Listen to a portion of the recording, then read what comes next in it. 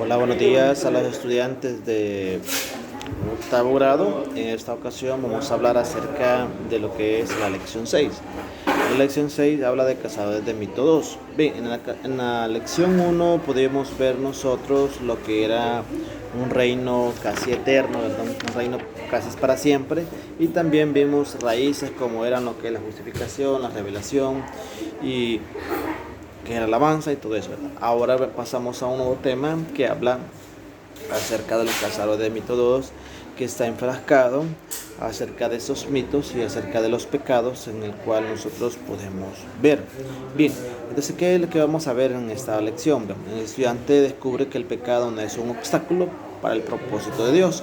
Cuando busque y se arrepiente, el perdón y las nuevas oportunidades estarán siempre disponibles. Ahora bien, veamos algo importante acá. El perdón y el pecado está agarrado de la mano y el arrepentimiento está agarrado al buscarlo. Entonces nosotros debemos y anhelamos deberlo hacer, de buscar al Señor.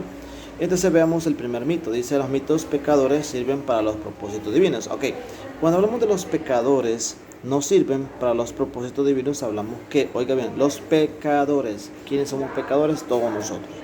La respuesta oiga bien, la respuesta no necesariamente David pecó, dice, pero Dios le dio tremendo privilegio en la historia humana. A pesar de su pecado, Dios lo levantó.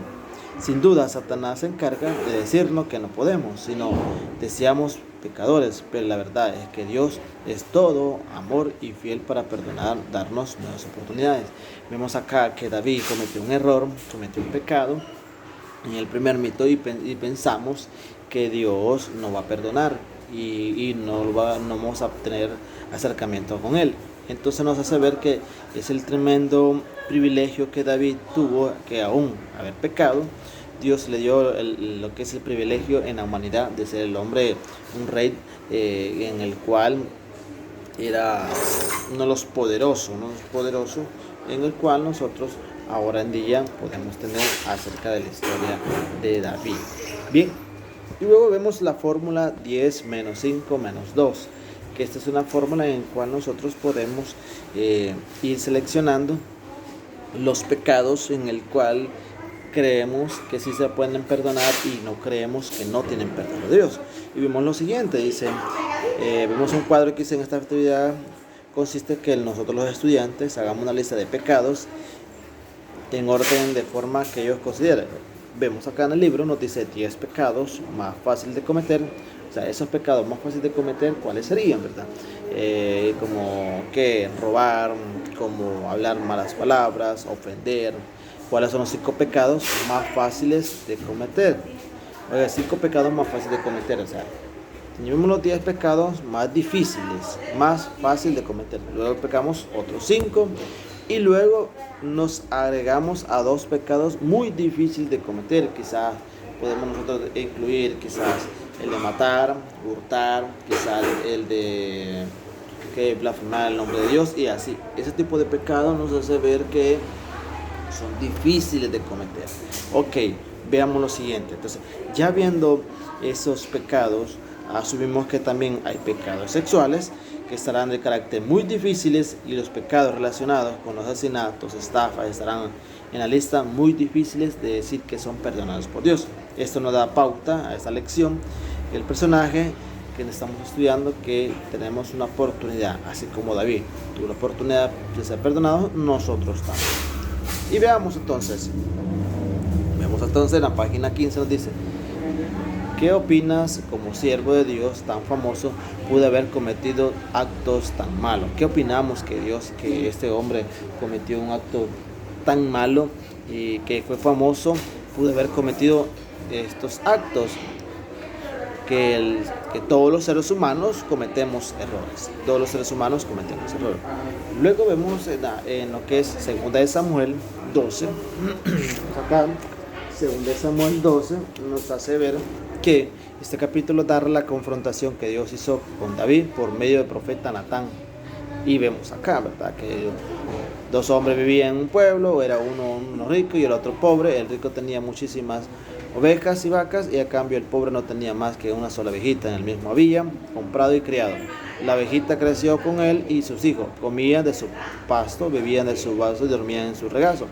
Era para que ese hombre como su propia hija. Pero sus hijos que llegaron de visita a la casa del rico, y como éste no quería matar ninguna de sus propias ovejas y vacas para darle de comer, al huésped le quitó al hombre pobre única ovejita. Tan grande fue el enojo de David contra aquel hombre que respondió a Natán: tú eres ese hombre, así dicho el Señor de Israel, yo te ungí como rey de Israel y te libré del poder de Saúl. Ahora bien, conociendo esta historia, ¿cómo podemos nosotros poder responder? ¿Cuál fue el pecado que desagradó al Señor?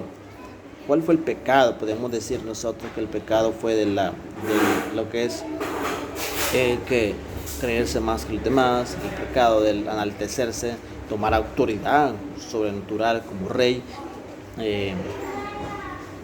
Podemos decir también que el orgullo. ¿Cuál fue la consecuencia mediante ese pecado que anunció Natán? Que le está diciendo: te ungí como rey de Israel y te libré del pecado. O sea, te ayudé para que aquel no te matara y tú cometes los mismos errores que Saúl. O sea, vemos a ese pecado que siempre nosotros se podemos ir cargando. ¿Cuál fue la consecuencia posterior? La consecuencia posterior que el profeta Natán le dijo que se le iba a quitar el reino. Luego pasamos a 2 Samuel capítulo 13 y nos dice: Amós, hijo de David, comete, dice, en el capítulo narra la confrontación que hizo Dios a David por medio del profeta Natán, y le dijo, ¿verdad? Vamos a ver, ok. Que vemos acá, 2 Samuel 13 dice: Amós, hijo de David, comete incesto con su hermana. Incesto viene a ser que se acuesta con sus propias hermanas, o sea, tener relaciones con sus propias hermanas. La consecuencia final que Amós fue muerto a mano de su hermano Absalón. O sea, vemos que ahí que el hermano tomó justicia por sus manos y lo llegó a matar.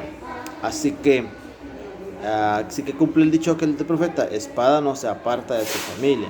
Es decir, todos estos acontecimientos raros, violentos, fueron consecuencia del pecado de David. ¿Aquel los cometió? Sí, pero los pecados del reino de tu generación se irán cometiéndose a ti. Van a seguir llegándote, al modo que tus problemas llegarán. Y luego vemos en 2 Samuel 24, nos narra la siguiente. Dice: para terminar esta lección, tomamos como referencia otro pasaje donde David peca. El pecado es, veamos, finalmente ofrecemos otro pasaje donde David peca. El pecado es mandar a hacer censo militar. ¿Qué quiere decir? Que no solamente él era rey y todo el pueblo, sino que decidió: mandamos a hacer un censo, quiero ver cuántas ovejas tengo, quiero ver cuánto reino tengo, mandó a hacer tantas cosas que al final Dios le dijo: es que yo no te mandé para eso, yo no te mandé a que hicieras eso. Ese fue el gran pecado en el cual Dios viene a ponerle un paro. Y vemos acá, entonces dice que, de acuerdo al diccionario Real Academia Española, la palabra censo significa padrón o lista de población, riqueza o nación o pueblo. Muchos podrán pensar qué tenía de malo hacer censo. En este caso, David fue removido por su consecuencia debido a que tuvo poca fe. Tuvo grandes victorias. De pronto todo eso se le olvidó y quiso confiar de las fuerzas humanas en vez de la Dios. Y eso dijo: soy un necio. Entonces, a través de eso venimos a preguntarnos y a responder las siguientes preguntas del 1 al 7 por esta historia que tuvo de malo en el cual David tuviera que hacer consecuencias. Esas preguntas las vas a contestar tú. Entonces, de esta manera estamos llenando la página 15-16 de la lección 6. Bien, en tu cuaderno la tarea sería que escribas 10 pecados imperdonables que tú crees que no se pueden cumplir. Bueno, eso ha sido todo para este día y que pasa buen día. Dios te bendiga.